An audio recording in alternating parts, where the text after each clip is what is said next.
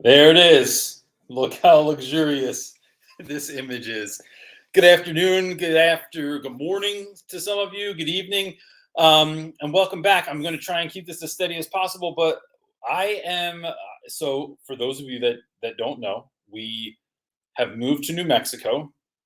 I tried to do this show last week, and I was at a truck stop, a Love's truck stop, and it was way too loud and with the dog, and it was hot. I was like, there's no way this works, and it has any kind of audio quality. So we just scrapped it. So then this, and plus my wife didn't have internet. She was already in New Mexico. She flew out with the kids. I drove out with the dog, made it here in like just over 2 days, which is incredible. But now this week our delivery date got pushed back. So we have no furniture in the house at this point. We are sleeping on the floor tonight.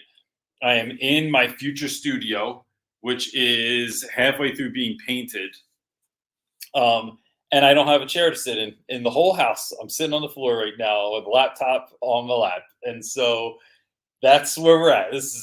But the show must go on, right? So, yeah, so my wife is dealing with stuff in the other room. Her mom's here, her sisters are here. They're always here. It's really wonderful. And they are trying to get stuff out. Here goes the one airplane that's going to fly over all day over my house. So I hope this works. I see it's not working on Facebook, but they said that might be an issue on Facebook's end. But we are here, and I am down to answer any question you have about anything. So please put in the chat if you can put Q or question in front of it.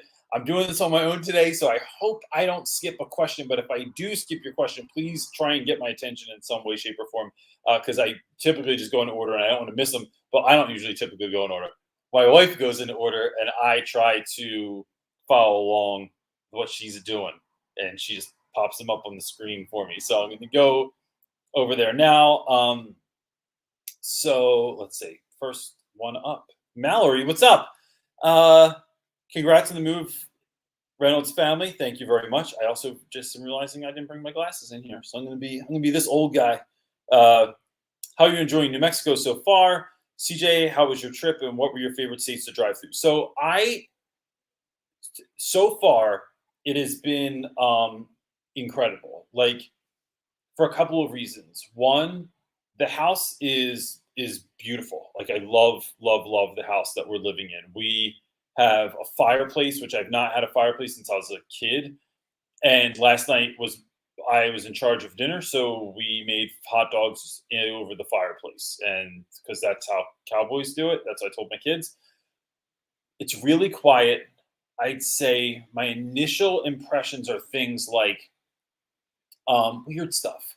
Like, everyone seems really nice. Like even when you pull up, because we eat a lot of fast food this week because there's nothing in the house and we don't even have anything to cook it with, even if we had food. But like, you go to Taco Bell or Taco Villa or Villa, they told me I'm a gringo when I say Taco Villa. But we go to Taco Villa, and like, the people there are like, "Hey, how are you today?" And I said, "Good." And how are you doing? Good, great. And I'm like, well, heck yeah, man. So stuff like that has just been really kind of funny. My dog loves that he has a yard. apparently around these parts in the fall, there's a lot of flies, and there are. My cat thinks that's the greatest thing in the world. She's just chasing flies and killing them and eating them, which that part's gross.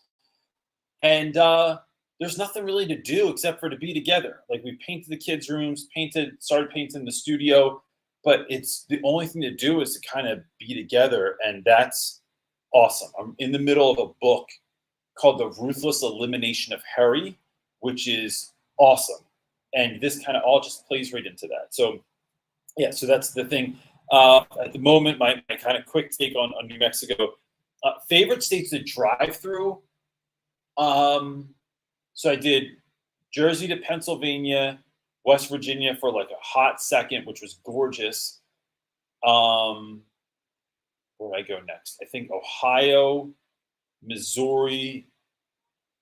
I forget where I connected into then. I remember going through Oklahoma forever. Oklahoma is way larger than I remembered it being. I think it was. We put the air on now, and the wind. Okay, so now the floor tarp is coming up because the family put the air on in the other room. I think that little nub at the top of Texas was my favorite because it was like it wasn't a ton of ranches. It was just like open land, and that was gorgeous. And it might have been the time of day. I was going through at sunrise. It was really gorgeous, but it was really something. It was spectacular. So yeah, so there's my answer. Hope you all settle quickly when the furniture arrives. Me too, Heather, because sit on the floor is something else. How come you moved to New Mexico? You left your other home. I did. So I left New Mexico, so there was an opportunity in New Mexico. My mother-in-law was selling her house. Things just aligned that we could get it. And so we decided to make the move. The short version is, and I may have talked about this a couple weeks ago, my neighborhood that I was living in has gotten consistently worse with regards to violence and open drug use and things of that nature. So, we moved to that neighborhood to be good neighbors. Like we moved to a neighborhood with about 50 or more of our friends, all to just be good neighbors in that neighborhood. The issue was that, like, over time, a lot of those folks left, and then we were the last ones kind of there. The problem was that really solidified it for me was a few weeks ago. A guy OD'd in front of my house, and my son found him and had to come in and tell me, my 16-year-old son. And then we waited there for the cops to show up in the ambulance and stuff like that. And I didn't have any, I didn't have any Narcan, which I usually have in the house. And so it was not even that moment, but it was afterwards when I realized that my son and I stood there and watched, and we had both become so desensitized to this sort of behavior, this sort of thing happening in the neighborhood, never so close and right in front of my house, but like you just get desensitized to it. And so I was talking to a student of mine, DJ Dirty Kev, and he's like, yeah, he was Reynolds. That happened. A guy got shot in front of my house, like couple doors, like 700 feet from my house, which was odd that he knew how many feet, but like he said, and everyone just went back inside afterwards, and then I went to work. And so in talking to Kev and talking to my family, it was like, I don't want to live near that anymore. I don't want my kids to grow up in that. I work in that in West Philly. That was a common occurrence, unfortunately, but like, if given the choice, I didn't want my kids to grow up in that. So that was part of the reason for the move to New Mexico. And this is where my wife's whole family is from, and they're awesome. So it's been great.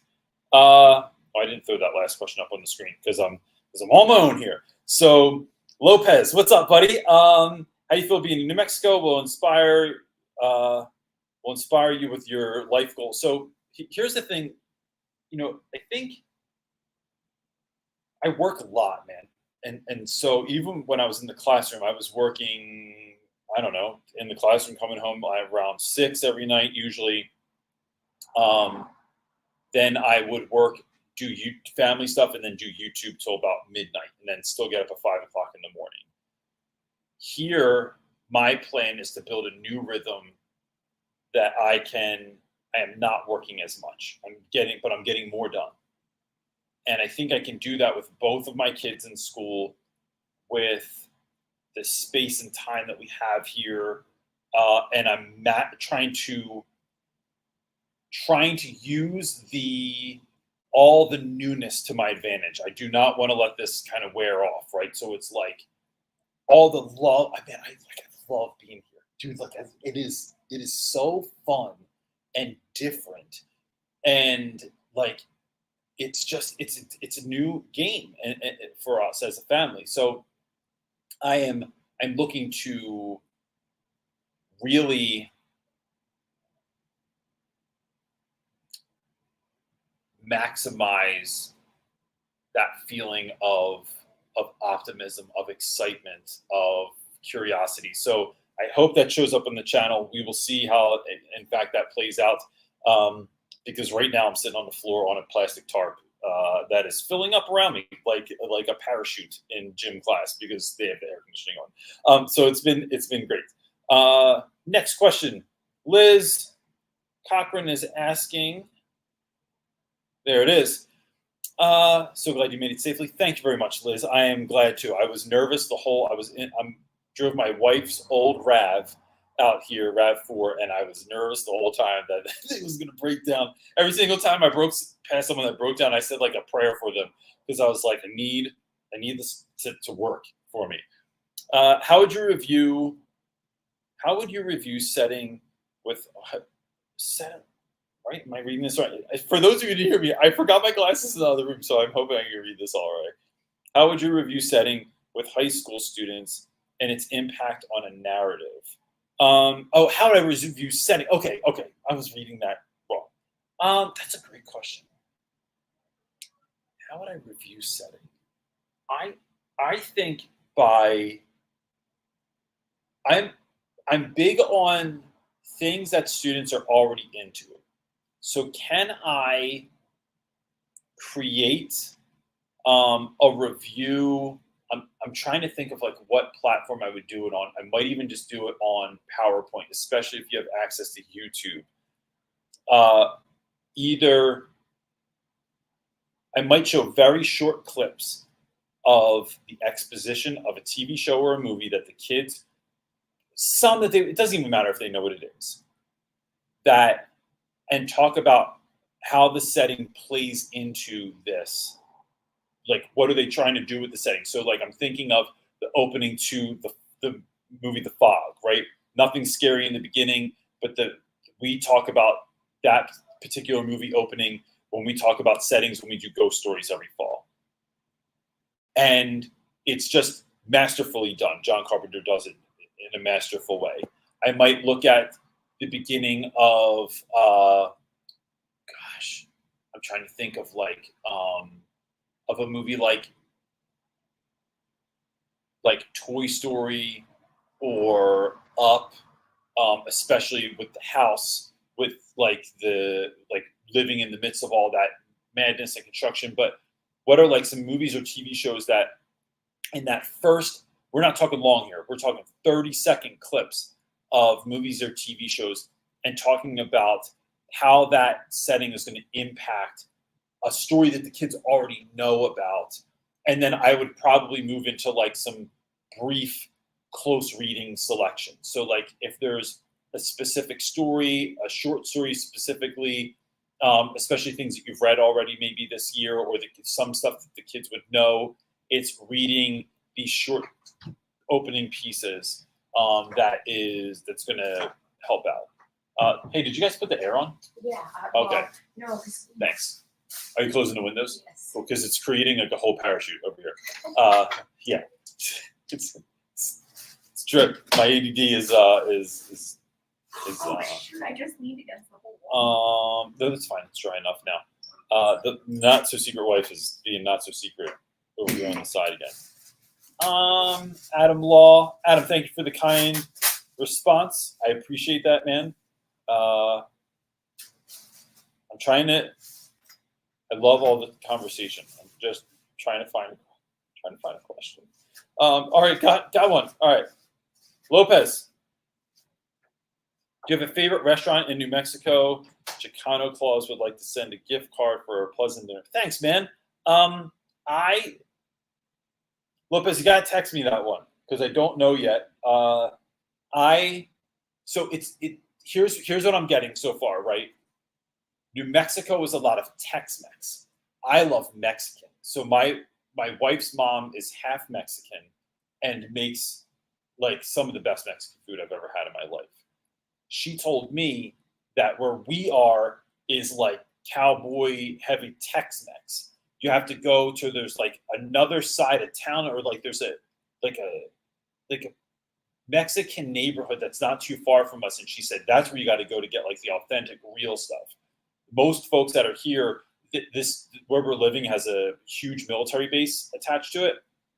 So most folks that come to town, I guess, aren't looking for like they're still going to, I don't know, like a big like a Texas Roadhouse kind of joint, right? But like not looking for like there's a spot near us that just closed down. I was bummed because I'd been there before called La Mamacita's, and that's like some authentic real world stuff. And that's what I'm kind of looking for. So if you text me, I'm going to ask my mother-in-law, like, what's the spot to go to? Because I love Mexican food. It's awesome. Heather Bronner, OG Star Wars opening scroll. That's a great idea. Okay, here we go. Carl. So for those of you that are just tuning in and you're wondering what's going on, just real quick. I'm in New Mexico. I'm in my soon-to-be studio. I'm sitting on the floor. I started painting today, or actually ran out of paint. And I don't have any of my equipment yet, which is why a video didn't come out last Thursday either, because I don't have anything to shoot on or any lights or anything. So I just didn't make a video. And plus, we are trying to move my mother-in-law out of this house while getting it ready for our movers are coming tomorrow morning. So it's been this mad dash of stuff. So I'm sitting on the floor. My wife is out helping my mother-in-law pack up because she has her whole life in this house still. So that's what we're living through right now. Carl is asking, I recently gave my learners a feedback survey on what they thought about my teaching and got an overall 4.5 out of 5. Thanks for all the advice for the higher. Thanks for the advice. Those higher ups are starting to take notice. I'm going to look. Oh, I thought that was a question, but it wasn't. Carl, that's awesome. So here's an interesting thing. When giving kids, like asking them for feedback, this can be terrifying, right? I've done it, but there's a part of me that is always very, very scared to give a feedback because I'm afraid that kids are going to give me bad feedback. Hold on, let me down some of this coffee real quick. So but what I try to include is what have you liked, what have you not liked, what could be better, what would you love if we did in class, what would you like to see more of in class. And so then I can enter into this with a growth mindset because I don't just get to see the stuff where kids go, it's boring, this class is boring, and it's like that doesn't help anyone because I don't like what's boring. Like the whole class, yeah, the whole thing. And it's like, well, that's not true, right? Kids always seem to think in terms of like, it's so dualistic. It's either this is great or this sucks. And it's so like trying to find what are those small things that I can change that's going to make the class better is really great. And then that's awesome that you're getting that higher ups are taking notice on why. Like some people might be asking, why would I even want that? Like I don't want any more attention. Because people know you're doing great work. Like I never do anything so that anyone comes in to see because that, and here's why, not because it doesn't help also, because I don't do as good of a job when I'm trying to impress someone. I do a better job when I'm just trying to do great work for kids and I'm enjoying myself and people see that authenticity, then that wins me attention from admin. Why does that matter? Sometimes it matters because you will get more love, you'll get more attention, you'll get more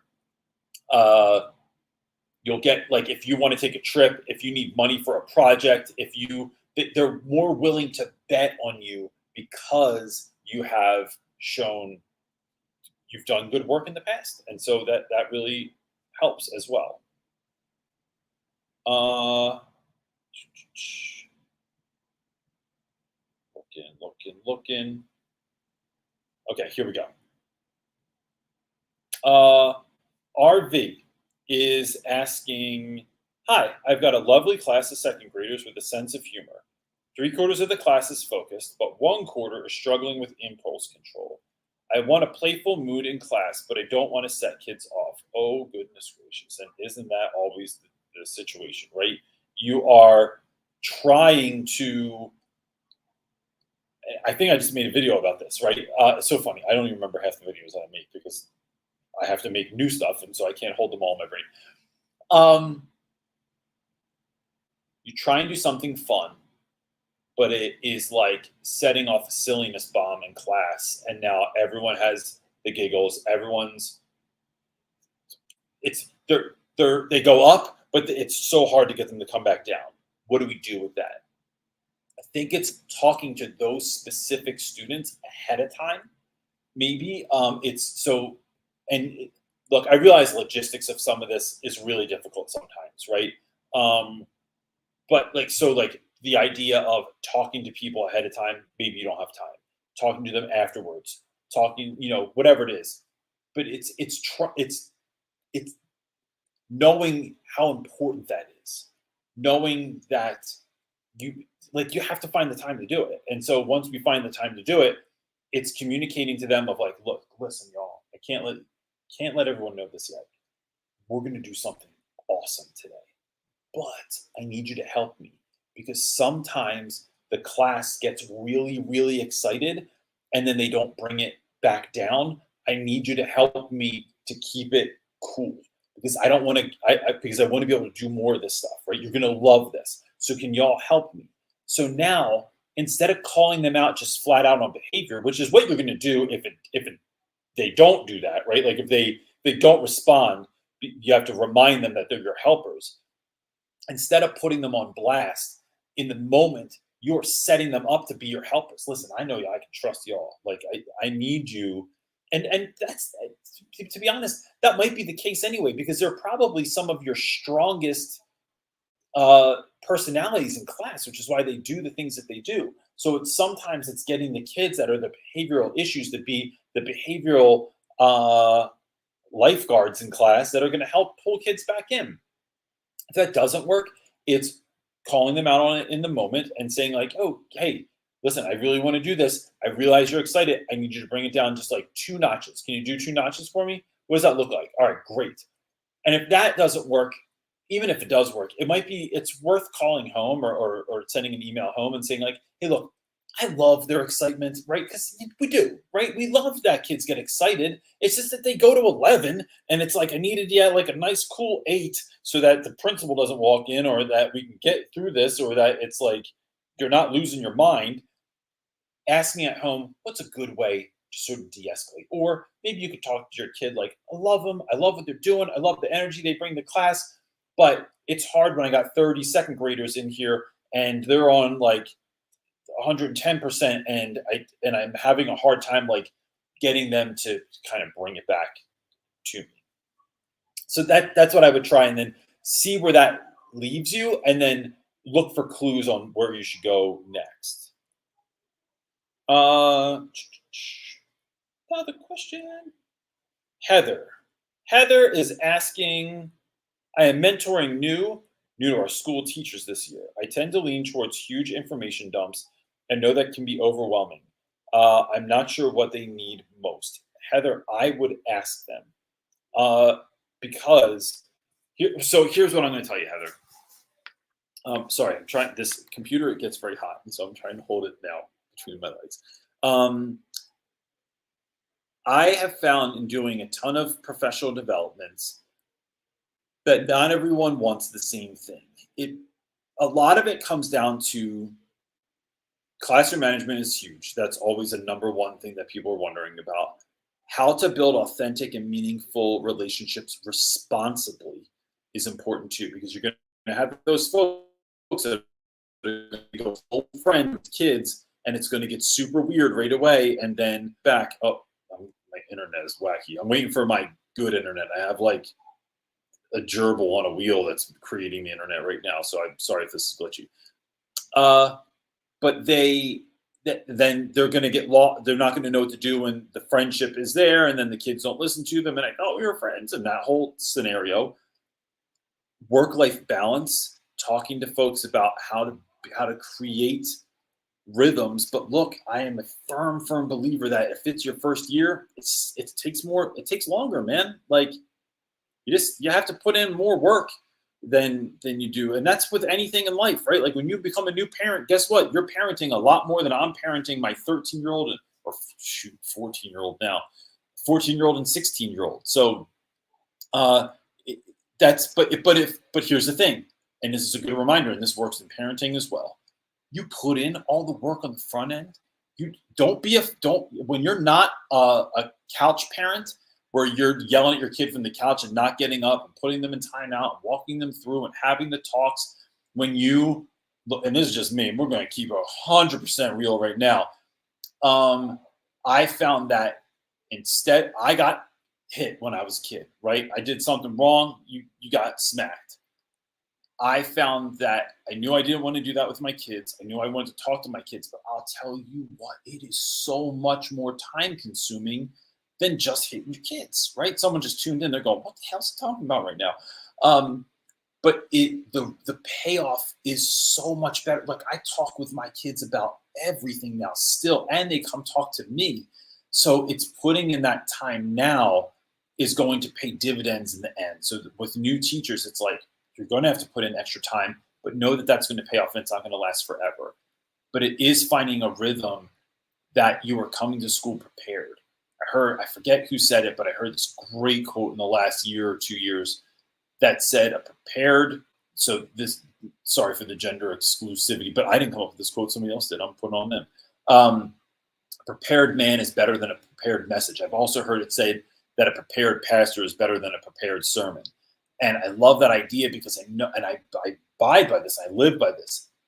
Me being at my best is better than me showing up with the best message. I can show up with the best message or the best lesson, but if I'm tired, if I'm cranky, if I'm worn out, if I'm burnout, who cares? Your lesson could be the greatest in the world. It doesn't matter anymore because you aren't at your best. So that's part of it too. So but I would ask them, do a form and see where they are, and then check in with them throughout the year because their needs are going to change as the year goes on too. There's going to be like new behavioral issues. There's going to be new stuff they're going to need help with throughout the year. But that's what I would do. Mallory is asking, is Marley excited to start the new school year in New Mexico? Yes, Brody is going back to school as well for the first time in like 3 years. He was homeschooled and now decided he wants to go back to school. Plus, I'll tell you what, I don't have 10th grade knowledge in all subjects. He has exceeded my capacity of knowledge in science and history and all kinds of other stuff. He's good in English, but I think we're going to send him to private school. I think they are going to end up going to the local public school, and they are very excited about it. A little bit nervous because they won't be going to the same school, and that's what we were hoping for. But part of the push for private schools is to have smaller classes, and they would be in the same school together. But because we don't know anybody in the school. I don't know a teacher. I don't know a principal. I don't know anybody. So that's a little bit nerve-wracking, but they are excited.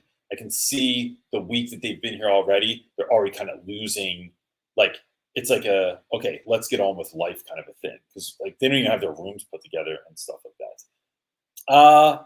What's up, Maisha Hutchinson? I see you on there. I'm glad you could make it. I hope you're streaming in from Office Depot. We have Office Depot near us now. No more Staples. So I don't know what we're going to do if we do another brand deal with Staples next year. I'm going to have to order stuff online. Linda, my friend, is asking, hello, my students have been working on a group project, and on a given day, Not all students within the group are actively working because they're on different roles. How do I keep everyone engaged? This is a great question, and it is the bane of existence of teachers because not all students are going to work anyway. And there's this great meme that has like, I hope y'all have seen this one. It's everyone from The Hangover, and it's like it breaks it down into like who does what in a school project. Like this person does the most, this person does it like last minute, this person did nothing, that kind of a thing. So I think, how am I thinking of this? I'd love to know what people are thinking about this because it kind of depends on the group and it kind of depends on the project for me. Uh, I'm wondering, and I'm wondering if even though we're in small groups, could the groups like so even in the future, could the groups be smaller so that we have something for everyone to do? Um,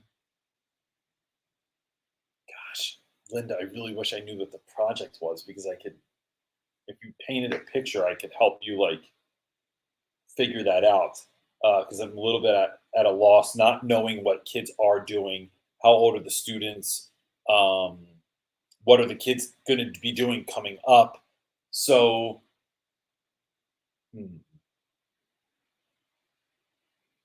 yeah, I'm a little bit at a loss. If you, I'll tell you what, Linda, if you put it in the Facebook group, I can answer it in that. If you like paint a little bit of a picture, go right over to our Facebook group and I can try and answer it in there. And then just tag me in your post because some days there's a lot of posts in there and I get lost in the sauce. I start answering stuff or reading stuff and I don't get to see all of them. But I know it's not a good answer. But I would say this: when you're planning group projects, one of the things I found was that it's being strategic. That the right group of kids are, of course, in the right groups, and then I started making groups smaller, which made more stuff for me to grade and it made the class a little bit busier. But instead of having 4 to 5 kids in a group, I put 3 kids in a group. And then some students had to double task, or I would take like, if your part of the job wasn't that difficult anyway, then maybe you picked up 2 tasks, or we split a specific task in half. So that what was happening was that all students had something to do at any given moment, and especially if kids are creating something, this is far easier to deal with smaller numbers of people. It also increases the amount that all students are going to do because kids are more engaged because there's not as many people. You can't hide, right? You can't hide it in a small group like you can in a large group. Let's see. Looking for questions is part of where I would typically sing a song, and my wife would find a question very quickly. Uh, Ricardo Carter. I had a student named Ricardo Carter, and at first I thought that was him on here, and he was fantastic. Mm, I have a meeting with admin to talk about this year's workload. I'm noticing I I'm noticing I've been handling registration and other department responsibilities with less prep for teaching. How do I handle the meet? I would figure out. So, Ricardo, I think first of all, it's not about what here's how I would think about it, right? And I'm not saying you are or are not doing any of this stuff, but this is where I would go. Sometimes it's not about thinking about what we can do. It's about thinking what we want to do and what we need to be doing. There's all kinds of stuff you could do in your school. And I'm very guilty of getting caught up in this. I see things like, I don't like the way the hallway looks, so I redo all the bulletin boards. I don't like the way the school signs hung in the front vestibule, so I stay after school and I get a ladder and I bring in my drill and a level and I fix it and I make it look nice. Like I don't like because I like fixing stuff. So I find things that are broken and I fix them. Is that what I should be doing? I don't know. Is it something I'm uniquely qualified for? Sort of, like I can do it. But is it it's kind of like what I got to was what am I there to do? And what can only I do?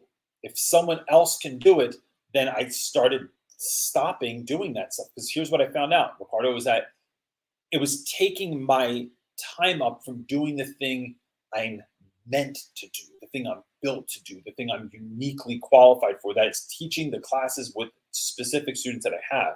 So when I took that time back, when I stopped doing stuff like running after like two different after school programs and so running these giant projects in my classroom, running two separate after school programs, running programs to bring in speakers into our school, and building the sets for all of the plays, and like all the other things that people would say, oh, you know how to fix stuff, could you come to my room, could you do this thing, could you do this thing? I stopped saying yes, and I started thinking, if it's not a hell yeah, then it's a no. And then that gets me to a baseline of I'm only doing that. Now look, I realize that in the profession that we're all in, it's very hard to stay there, right? You end up doing more, you end up doing stuff that you don't feel like doing, or that is like, it's, I don't know, like, especially with the teacher shortage out there, like I realize that there's more responsibilities than any of us have time for. But gave me my baseline. And then trying to figure out how I can get there. Here's the way I pitch it to admin. When they want me to teach 6 periods instead of 5 periods, which doesn't sound like that big of a deal, or they want me to teach 4 or 5 different preps, six periods a day, 5 preps, right? So for those of you that are new to this, that means I'm setting up for 5 different classes, but I'm teaching 6 classes a day.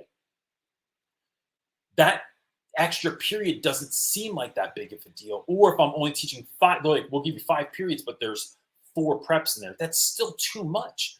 And what I have to make it seem like for admin is not that it's too much for me, it's that the kids are getting a lesser version of me because of this. That I want to make classes that make kids want to come to school, that make kids want to excel. Like excelling isn't even a question, because you're just doing better work, because they love being in here. That I have students, especially when I'm teaching co-taught classes, with almost all of my students have a very complex IEP, 504 plan, something of that nature, that I need to be able to give more time to these students than just a class period.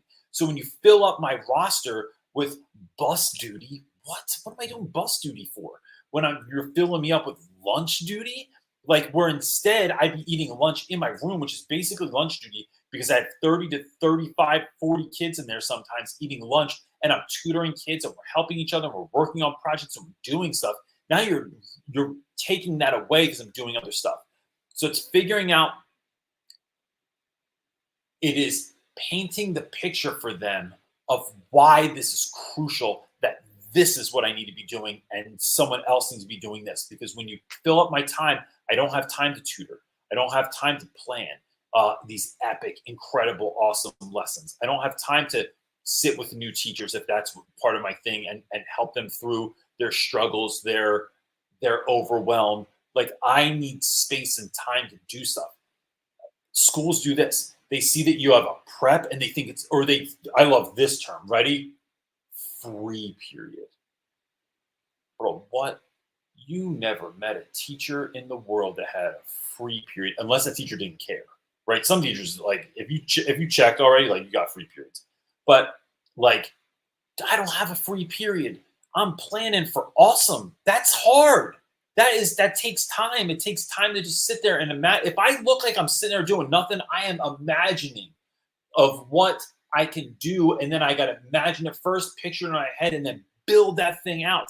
So that's some of what I would go through: is what am I uniquely designed to do? How do I think I can bring value to our school? And then what is the time that I need allocated to be able to rock that thing? And that's what I would do.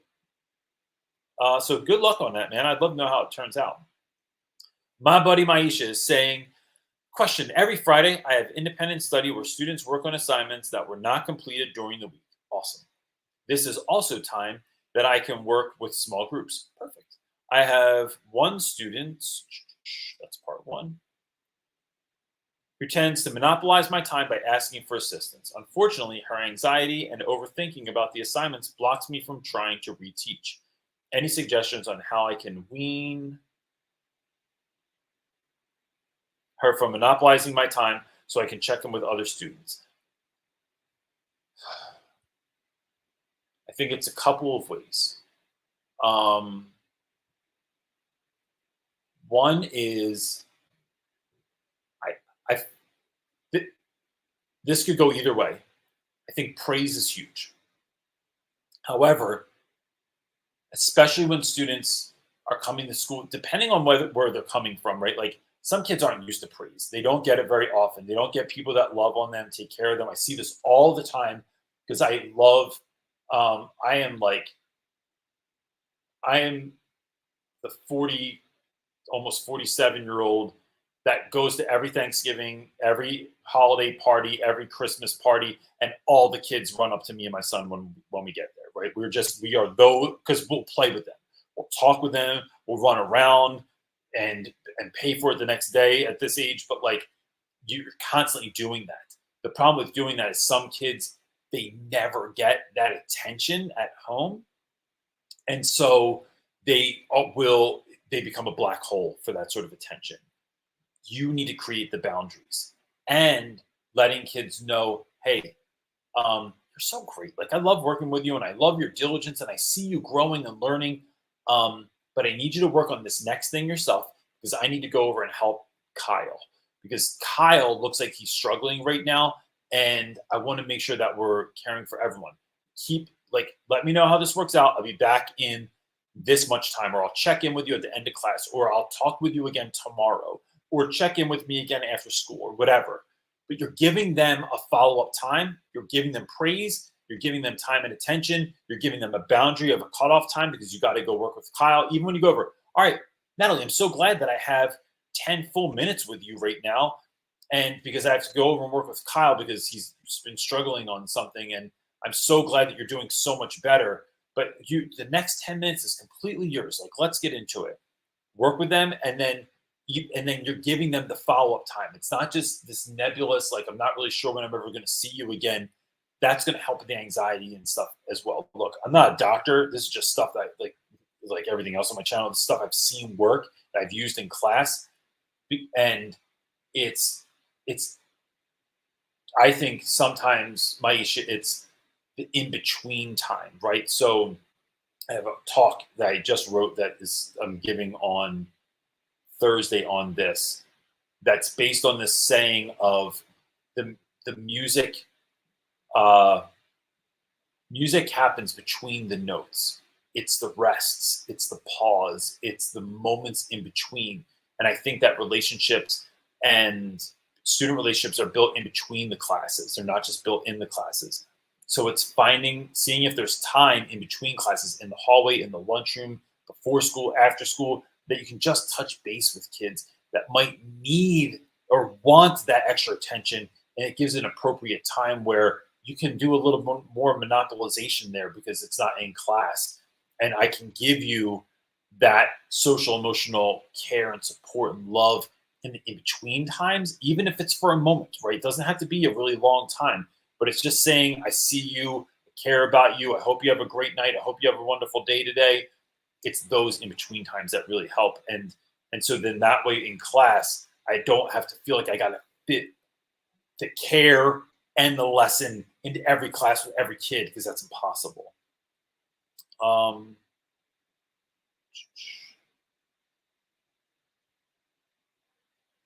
I don't work at Office Depot on Sundays. Are stretching me a little thin. I hear you.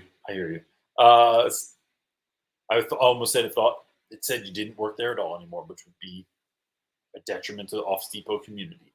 Nassim is asking, with the setup of your old place, will you have a new place or reset the whole thing? Did you bring everything with you from your other place? I did. So the new studio, first of all, this is a separate small bedroom in the house. This is not big baller situation that I have here. Maybe once we get settled, I end up looking in the neighborhood for a studio that I can use, but for right now, this is gonna be fine.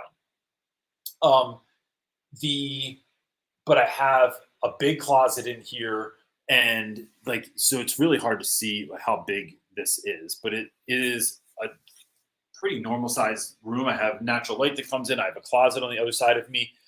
It's going to be set up largely like the former setups that we have for Sunday Night Teacher Talk and for my regular videos.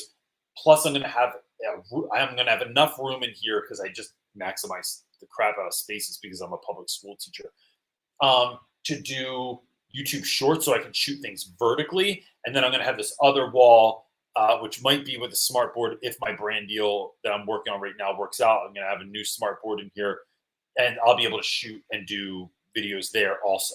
So I'm looking forward to that. And then, you know what, dude, like, to be honest, the way we're setting up the new house, I'm looking forward to doing videos like in the house, in the yard, in the desert that's next to my house. Like I'm looking forward to trying to figure out how I can do some more stuff that's not just in the room, once I get everything set up. So it'll be cool in here because I'm going to be able to like have studio lights attached to the ceiling, and it'll be dialed in. But you know, school teachers, we're good at maximizing spaces. That's what we do for a living. All right. Next question. Oh, Linda, rad. So I hope this is the follow-up to the question from before. Is saying, sorry, here's the context. It's an entrepreneur project. Already loving that this is an entrepreneurship project, where students choose their own groups, between 3 to 5 students per group. 12th grade personal finance class. So here's, first of all, it's 12th grade. I'd ask this, Linda, is it so bad that some kids don't have something to do right away? I realize that can lead to not doing stuff or sitting around or whatever, but in my experience, 12th graders are far more chill than younger kids. So if they're just waiting for their project, their part to come on, really, I think the biggest issue there might be continuing the motivation, having them actually be excited when their part comes up, and then knowing that for students that are doing the stuff on the front end, your job's not done, because now this is where the collaborative piece comes into. So if you built something and then someone else has to take it from there. So let's say, this is probably has nothing to do with what you're doing, but if I'm thinking an entrepreneurship project, if someone is creating a product and then next someone has to work on the marketing piece of that, you can't market something that you don't know what it is, but you can start looking for marketing ideas. You can start building, pulling in like a almost like a vision board or an idea board of like, here's the kind of marketing that I like. Here's the kind of things that we want to be doing. If someone is then going to be taking some of that marketing, some of the design pieces or elements of that, and then they're going to be creating ads or something of that nature, like Facebook ads, YouTube ads, television commercial. Start looking for inspiration and looking for very specific elements. What's the rollout going to be? What's the hook going to be? What are hooks that I really like? Who's done this well? And then maybe looking for, like, maybe dissecting some of those pieces, right? So like looking at what made the Squatty, for all y'all that remember the Squatty Potty, that was like one of the biggest ads. It might still be the biggest ad in YouTube history. Things like purple mattresses, like Mr. like Squatch, whatever the hell that soap company is. So like looking for stuff that's going to inspire the next piece. And then when that first component is done, how are we going to marry that? How are we going to go back and forth and have this collaborative piece between the students? So it's either looking for inspiration, getting prepared as much as possible, or it's just letting the kids have that moment of, it's okay if they have a day or two where you're working on something else while you're waiting for your part of the project to kind of come to fruition and be able to work on it. I hope that helps to some degree. And if it doesn't, I apologize. Next, my guy, Chris Carson, up in here asking, I am hoping to return to school after a month off with my wife's health issues. How do I prepare to hit it hard and get back? Chris, I don't think you're going to have an issue with that, buddy. So, honestly, I think it is, I think, so exciting to get back into the rhythm of that, especially dealing with all the stuff you're dealing with at home and with your wife being hurt and working through all that stuff. School can sometimes feel like a break coming back from that, and it's a it's a good amount of distraction. I remember, and not to compare apples to oranges here or anything like that, but like my wife had a miscarriage, and we didn't even know she was pregnant. She had an ectopic pregnancy, and I remember feeling like it was a blessing to be able to go into school those weeks following, and how heartbreaking it was for me that my wife didn't have something equally as all consuming to get her through that. Now, she did have both of our kids at home, but like that, they still have naps. There's still gaps for you to go through all that you have to go through when you're dealing with something at home, and how it felt good to go back and have this, like, kids loving on me, caring about me, asking where I've been, and either telling them really what happened, or I always made up stories about what happened to me, that I got, abducted by aliens or kidnapped by clowns, and I had to perform in a circus in Cuba, which was curious. And I make up all these stories, or just showing up and being able to love on someone, right? And the thing about school, Chris, that's so different from home sometimes is that, and this is no shade to anyone that's caring for someone at home. I'm just saying the difference is the fixes at school are so much quicker sometimes. That the love you give to a kid that can immediately brighten someone's day, immediately make someone smile, immediately make someone feel better. Your expertise immediately can help kids go from feeling invisible or not cared about to feeling seen and cared about.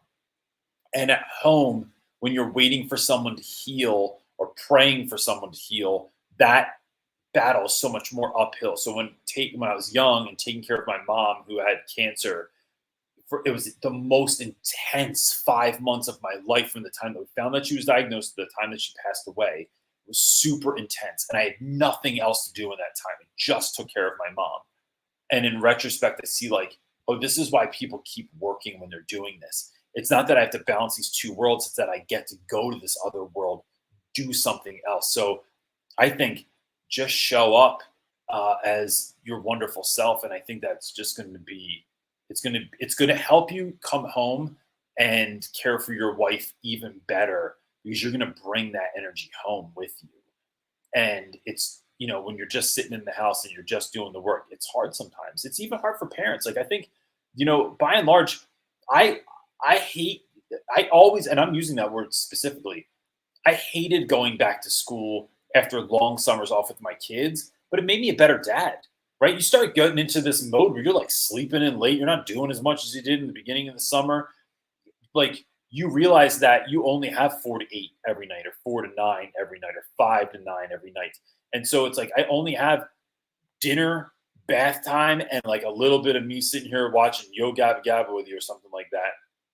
And then it's bedtime, and then I get to put you to bed. That's it. So that little time is so much sweeter because I know that I don't have, little bits of it. So you're going to bring that energy home, and then you're going to have that time with your wife better. So I love it. So my best to you, buddy. I know that's really difficult time, and so I'm praying for you all. The baby red panda. You win screen name of the week right there. I don't even know. Fantastic. Would it be better if your profile picture was a baby red panda? Yes, because that would be just even more awesome. But anyway, what does the ideal co-teaching classroom look like to you? For me, and I'm sure this can look like, this is going to look different for different people. I'm going to say it this way. I have a control issue, which is, I think, why I like to drive the car all the time, because I don't like the way that my wife drives, because I can't control it, and I end up pretending that there's a brake pedal on my side of the car, and there's not. I just push I swear my foot's going to go through the floor one day. So because I like things just the way I like them, this is a whole personality thing for me. It's not just control, but it's like, I work hard to make things neat, to make things clean, to make things organized, and I don't like when people mess my stuff up. So that's a whole thing for me. So co-teaching is tricky because you're dealing with someone else's stuff. And so I've had co-teachers like my man Fines, who I've had in videos. He's a big guy with a beard. Fines is Fines. I hope you're watching this too, because I've said this to your face. He's a messy guy. He's far more off the cusp. He doesn't plan anything. He is, but man, he's spontaneously amazing. And so he made me feel like I was more like a prog rock kind of guy when he was just punk rock, and we're just going to play the set. We're going to make the song up when we're on stage. And I do have some of that in me, but he was that on like to the nth degree.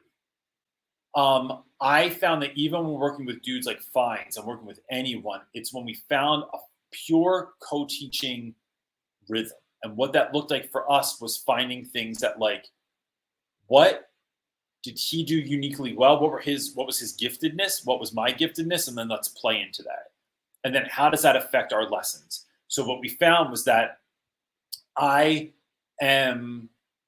right, so in some of my best case scenarios, there are people that I do this, man, I forget to take attendance all the time. It is like one of my biggest failures as an educator. And that might not seem like a big deal till the principal has to come to your room and it says it in your final report for the year because you friggin' forget to take attendance all the time. It's a huge safety issue too.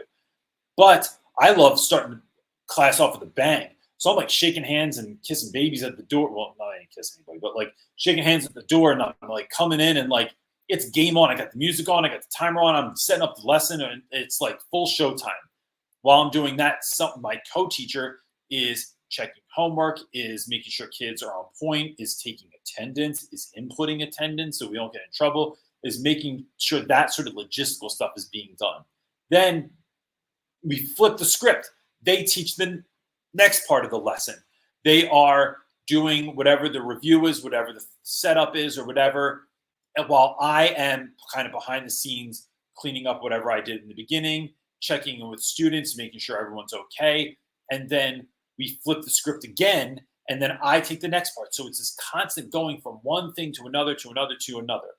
And for those of you that are old enough, it's the Live Aid model, where at the Live Aid concert in 1986, 84, I don't know, Lopez probably knows, you have one stage in the US, in Philadelphia, has a band playing, and then as soon as that band's done, there's one in England that starts playing. So it's like there's no time lost, and you're ready. It's like the perfect tag team match.